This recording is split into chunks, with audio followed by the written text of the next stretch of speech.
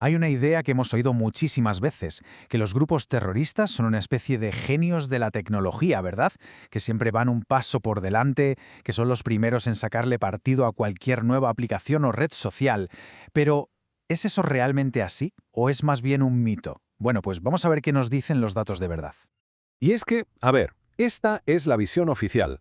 Organismos tan importantes como Europol nos dicen, año tras año, que estos grupos se adaptan a toda velocidad y que saltan a las nuevas plataformas online casi al instante.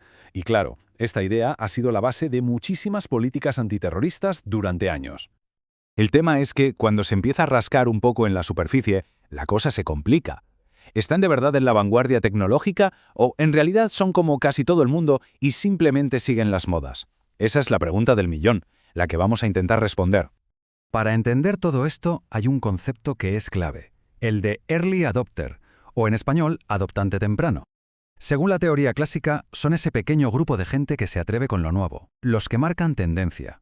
Ojo, no son los que inventan la tecnología, pero sí los que la popularizan antes de que se haga masiva. La creencia general es que los terroristas encajan a la perfección en este perfil. Y la verdad, la lógica parece aplastante. Ser de los primeros les daría unas ventajas tácticas enormes. Podrían hablar entre ellos en sitios sin vigilancia, ganar terreno antes de que las autoridades se den cuenta, llegar a gente nueva y además proyectar una imagen de ser súper sofisticados y poderosos. Sobre el papel, vamos, tiene todo el sentido del mundo. Pero claro, una cosa es la teoría y otra muy distinta es la realidad. Por eso, un estudio muy interesante decidió dejar de lado las suposiciones y se puso a analizar datos reales a ver si esta idea de los terroristas pioneros se sostenía. Y los datos que usaron son muy sólidos. La investigación se basó en el análisis de todas las operaciones policiales contra el yihadismo en Internet en España durante más de 20 años, un conjunto de datos realmente único para poder comparar el mito con los hechos. Ahora, quiero que todo el mundo se fije bien en este número. 7. 7 años. Ese es el tiempo que pasó desde que se lanzó Facebook hasta que las autoridades españolas documentaron por primera vez su uso por parte de alguien vinculado al yihadismo. 7 años, la verdad es que no suena a ser muy temprano, ¿no? Y es que este patrón se repite una y otra vez. Cuando los yihadistas en España empezaron a usar Facebook, es que el 78% de la población del país ya tenía una cuenta. Con YouTube llegaron cuando más del 60% de los españoles ya lo usaba, y hasta con WhatsApp esperaron a que casi un tercio del país lo tuviera instalado en el móvil. Esta imagen lo deja clarísimo. La diferencia es brutal. En 2011, Facebook no era para nada una herramienta de vanguardia. Era básicamente el sitio donde estaba casi todo el mundo. Así que llegar ahí no fue una estrategia pionera, fue simplemente seguir a la masa. Así que la conclusión es bastante clara.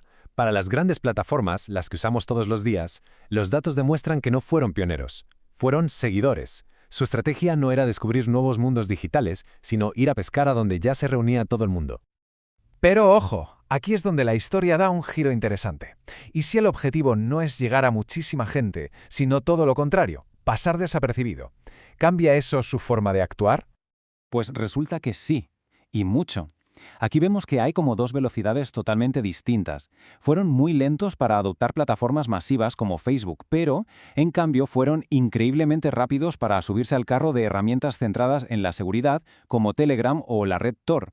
En esos casos, sí que se comportaron como early adopters de libro, entrando cuando casi nadie las conocía.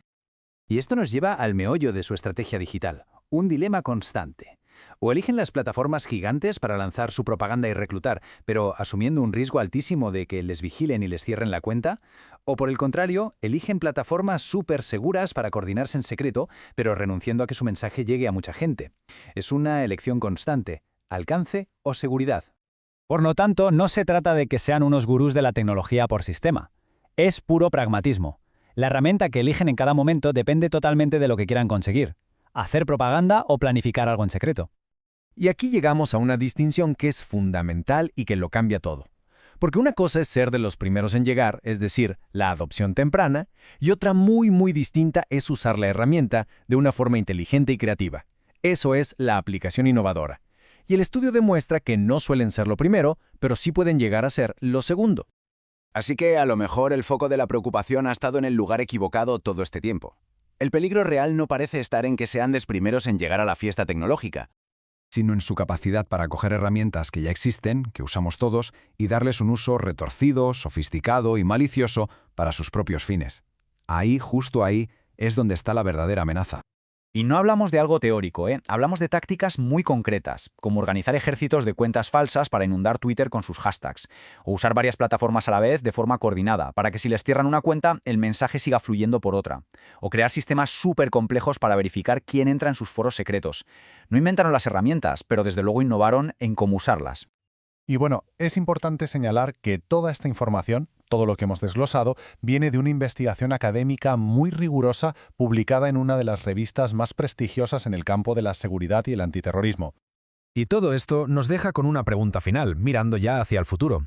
Si hemos visto que la amenaza real no es que lleguen pronto, sino que usen las cosas de forma innovadora, ¿qué deberíamos esperar con la llegada de tecnologías tan potentes y accesibles como la inteligencia artificial generativa? La cuestión ya no es si serán los primeros en usarla, sino de qué formas tan creativas e inesperadas podrían llegar a hacerlo.